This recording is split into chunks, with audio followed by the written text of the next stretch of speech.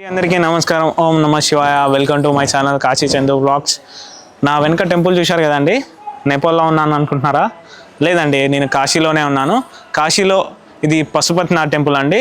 Exactly నేపాల్లో ఉన్న Pashupatinath temple మోడల్లోనే ఇక్కడ టెంపుల్ ఉంటుంది. సేమ్ అక్కడ ఎలా ఉంటుందో ఆ ఆర్కిటెక్చర్ మొత్తం సేమ్ యాజ్ ఇట్ ఈజ్ అలానే ఇక్కడ కాశీలో కట్టారు టెంపుల్.